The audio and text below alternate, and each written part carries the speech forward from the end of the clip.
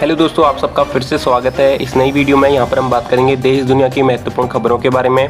पहली अपडेट देख सकते हो, एसबीआई ने फिर दिया ज़बरदस्त तोहफा। जी हाँ, यहाँ पे होम लोन हुआ सस्ता, जानिए कितने का होगा फ़ायदा।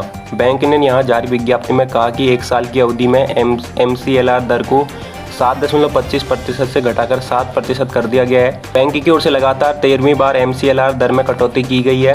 जी हाँ, यहाँ पे एसबीआई की तरफ से जो है बड़ा तोहफा दिया गया है। लॉकडाउन खुलने की शुरुआत के बीच एक शानदार खबर आपके लिए आई है।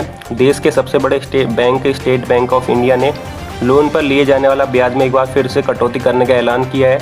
एसबीआई ने सोमवार को कहा कि वह 10 जून से अपनी कोष की सीमांत लागत आधारित ब्याज दर यानी कि MCLR में 0.25% की कटौती करेगा। जी हाँ, आप सभी को बता दें, यहाँ पे एसबीआई की तरफ से ज़बरदस्त तोहफा दिया गया है। होम लोन हुआ सस्ता और आपको फ़ायदा ज़रूर होगा। बात कर लेते हैं अगली अपडेट के बारे में। दोस्तों, अगली अपडेट है, चीनी सामानों के बॉयकॉट के लिए कैंपेन शुरू करेगा CAIT। 3000 उत्पादों की बनाई लिस्ट। जी हाँ, आप सभी को बता दें, कैट की ओर से चीनी सामानों के बहिष्कार के मद्देनजर बुधवार यानी 10 जून से एक बड़ा अभियान शुरू करने का फैसला लिया गया है। यह अभियान प्रधानमंत्री नरेंद्र मोदी के वोकल फॉर लोकल को प्रोत्साहन देने में मददगार साबित होगा। जी हाँ, आप सभी को बता दें, चीनी सामानों के बहिष्कार को लेकर confederation of all India traders यानी कि CAIT ने खुलकर सामने यहाँ पर एक लिस्ट बनाई है और इसमें चीनी सामानों के बहिष्कार के मद्देनजर यानी कि 10 जून से एक बड़ा अभियान शुरू करने का फैसला किया है। यह अभियान प्रधानमंत्री नरेंद्र मोदी के वोकल फॉर लोकल को प्रोत्साहन देने में मददगार साबित होगा। कैट की ओर से कहा गया कि हमारा लक्ष्य है कि दिसंबर 2021 तक चीनी सामानों के भारत द्वारा आयात में लगभग 1 लाख करोड़ रुपए कम कर दिए जाएँ। जी हाँ, आप सभी को बता दें, कैट ने चीन से आयात होने वाले लगभग 3000 उत्पादों की ऐसी सूची बनाई है जिन वस्तुओं के आयात न होने से भारत को कोई अंतर नहीं पड़ेगा। बहुत सारी वस्तुएं भारत में पहले से ही बन रही हैं। कैट के राष्ट्रीय महामंत्री प्रवीण खंडेलवाल ने कहा कि इस अभियान के अंतर्गत जहां कैट व्यापारियों को चीनी वस्तु न बेचे जाने का आग्रह करेगा, वहीं देश के लोगों से चीनी वस्तुओं के स्थान पर स्वदेशी उत्पादों के इस्तेमाल में लाने का आग्रह करेगा। कैट के प्रदेश अध्यक्ष महेंद्र गोयल ने बताया कि PM मोदी के आह्वान लोकल पर वोकल को सफल बनाने के लिए कैट एक अहम भूमिका निभाएगा। जी हाँ, यहाँ पे चीनी सामानों का बहिष्कार करने के लिए कैट जो है कैंपेन शुरू करेगा। इसमें 3000 उत्पादों की बनाई लिस्ट है। अगली अपडेट पे चलते हैं। तो अगली अपडेट है, भारत ने की बॉयकॉट की बात तो चीन के छूटने लगे पसीने देने लगा धमकी। जी हाँ, आप सभी को बता दें, भारत में ऐसी मांग इस वक्त जोर पकड़ चुकी है कि पहले कोरोना वायरस और फिर LAC पर तनाव के बीच भारत में चीन के बहिष्कार आवाज़ें बुलंद होने लगी हैं। लेकिन इसको देख के यहाँ पे चीन जो है भड़क गया है। मीडिया का इस्तेमाल करते हैं तो बहुत मुमकिन है कि आजकल एक मैसेज व्हाट्सएप पे या फेसबुक पर आपको आया होगा जिसमें चीन के सामान का बहिष्कार करने की मांग की गई है। भारत में ऐसी मांग इस वक्त और जोर पकड़ चुकी है। पहले कोरोना वायरस और फिर LAC पर तनाव के बीच भारत में चीन के बहिष्कार की आवाज़ें बुलंद होने लगी हैं। इन्हीं आवाज़ों से अब चीन घबरा गया है।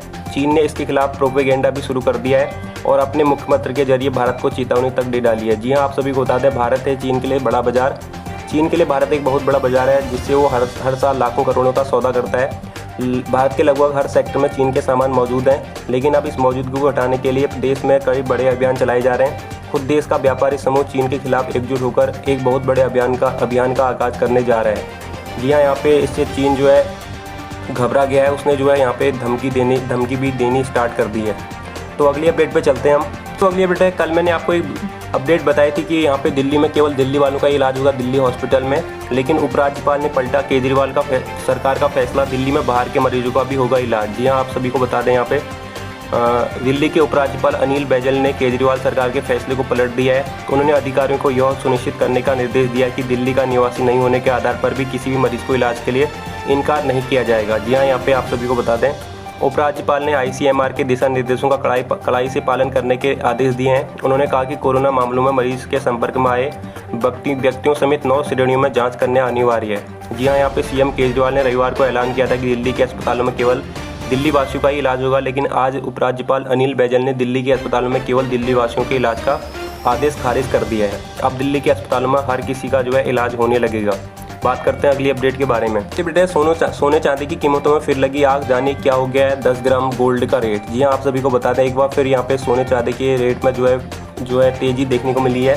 अंतर्राष्ट्रीय बाजार में सोने का भाव तेजी के साथ $1696 प्रति औंस हो गया है, जबकि चांदी का भाव तेजी दर्शाता $17.68 प्रति औंस हो गया है। कारोबारी गतिविधियों और परिवहन सेवाओं के फिर से शुरू होने से आने वाले महीनों में मांग की स्थिति में कार्मिक सुधार होगा।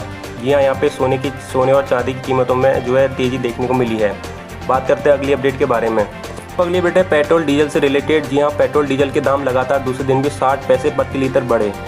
8 जून पेट्रोल और डीजल की कीमतों में सोमवार को लगातार दूसरे दिन 60 पैसे प्रति लीटर की बढ़ोतरी हुई। सार्वजनिक क्षेत्र की तेल कंपनियों ने 83 दिनों के अंतराल के बाद कीमतों की दैनिक आधार पर फिर समीक्षा शुरू की है। सार्वजनिक क्षेत्र की तेल विपणन कंपनी की अधिसूचना के आधार पर दिल्ली में सोमवार को पेट्रोल की कीमत 71.86 रुपये से बढ़कर 72.46 रुपये प्रति लीटर होगी, जबकि डीजल की कीमत 69.99 रुपये से बढ़कर 70.59 रुपये प्रति लीटर कर दी गई।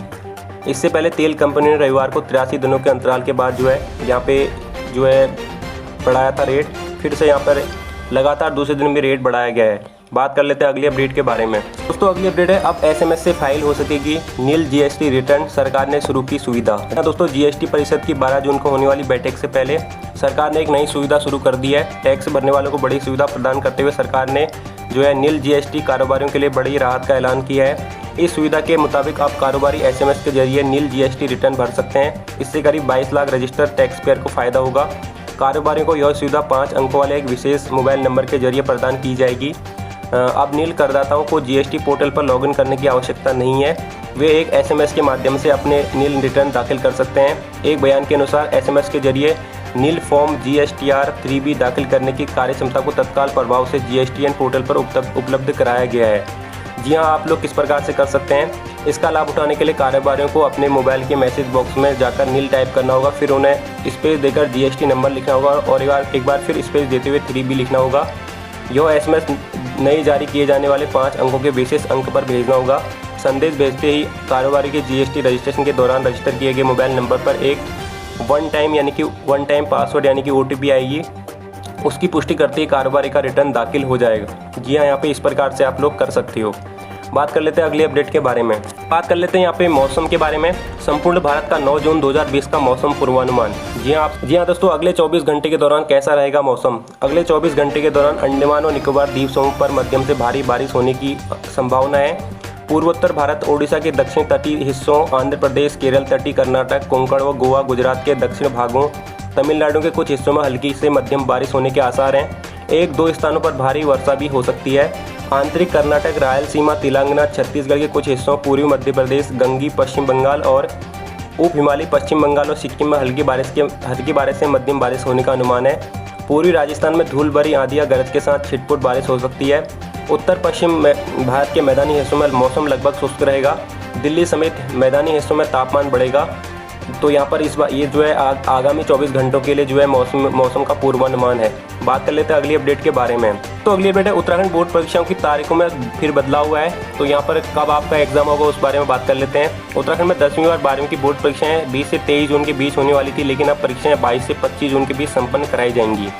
लॉकडाउन के चलते अनिश्चितता का माहौल बना हुआ है। धीरे धीरे पटरी पर लौटने लगी है जिंदगी, लेकिन छात्र परीक्षा और स्कूल खोलने को लेकर अब भी असमंजस की स्थिति है।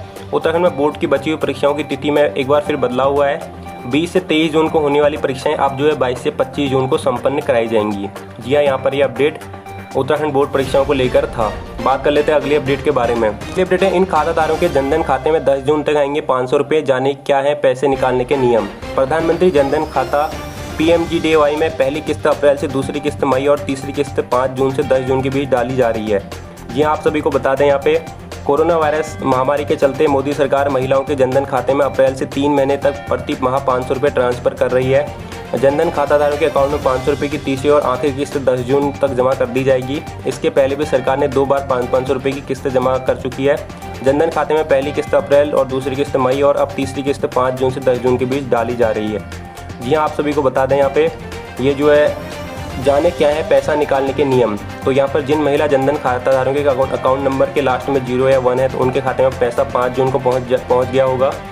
जिन अकाउंट नंबर के लास्ट में 2 या 3 है उनके अकाउंट में 6 जून को पैसे डाले गए हैं। जिन जनधन खाता अकाउंट के लास्ट में 4 या 5 नंबर हैं उनके खाते में 8 जून को पैसे पहुँच जाएंगे। जिन अकाउंट के आखिरी में 6 या 7 नंबर है वे 9 जून को बैंक से पैसा निकाल सकते हैं। जिनके अकाउंट नंबर में लास्ट में 8 या 9 है उनके खाते में 10 जून को पैसे डाले जाएंगे। इस योजना के तहत देश के गरीबों का खाता 0 बैलेंस पर बैंक, पोस्ट ऑफिस और राष्ट्रीयकृत बैंकों में खोला जाता है। प्रधानमंत्री जनधन योजना PMGDY के तहत खुले गए खातों में ग्राहकों को कई सुविधाएं दी जाती हैं। देश में इसमें 38.57 करोड़ लोगों के पास जनधन अकाउंट हैं, जिसमें से करीब 20.05 करोड़ महिलाओं के नाम पर जनधन खाते हैं। तो यहाँ पर ये खाता है, आप लोग इस प्रकार से जो है 10 जून तक यहाँ पे पैसे डाले जाएंगे और आप लोग निकाल सकते हो। बात करते हैं अगली अपडेट के बारे में। तो अगली अपडेट है, यहाँ स्कूल, विश्वविद्यालयों और कॉलेजों में फ्री होगा एडमिशन। जी हाँ, आप सभी को बता दें, एक ऐसी जगह भी है जहाँ पर फ्री में एडमिशन होने वाला है। असम के शिक्षा मंत्री हिमंत बिस्व शर्मा ने कहा कि राज्य के विश्वविद्यालयों, कॉलेजों और उच्चतर माध्यमिक विद्यालयों में वर्तमान शैक्षणिक वर्ष के दौरान प्रवेश शुल्क निःशुल्क रहेगा, ताकि कोविड-19 के कारण लागू लॉकडाउन से प्रभावित हुए छात्रों के अभिभावकों पर अतिरिक्त बोझ न पड़े। उन्होंने कहा कि कोई अतिरिक्त शुल्क भी नहीं लिया जाएगा। कक्षा 10वीं के परीक्षा परिणाम की घोषणा करने के एक दिन बाद शर्मा ने पत्रकारों को बताया कि मेडिकल, इंजीनियरिंग और पॉलिटेक्निक के छात्रों सहित उच्च माध्यमिक स्तर से स्नातकोत्तर स्तर के छात्रों को सभी संस्थानों में निःशुल्क प्रवेश दिया जाएगा। तो यहाँ पर ये अच्छी बात है, सभी सरकारों को, सभी राज्य सरकारों को ये लागू करना चाहिए। तो यहाँ असम में ये लागू हो चुका है, यहाँ फ्री में जो है एडमिशन वगैरह होगा। तो ये कुछ महत्वपूर्ण खबरें थी यहाँ पे देश विदेश से रिलेटेड। अगर आपको ये वीडियो पसंद आई है तो कृपया इसको लाइक करें, इसको शेयर करें। इसी प्रकार की वीडियोस देखने के लिए चैनल को सब्सक्राइब जरूर करें। मिलते हैं नेक्स्ट वीडियो में, तब तक के लिए हंसते रहिए, खेलते रहिए। Thanks for watching.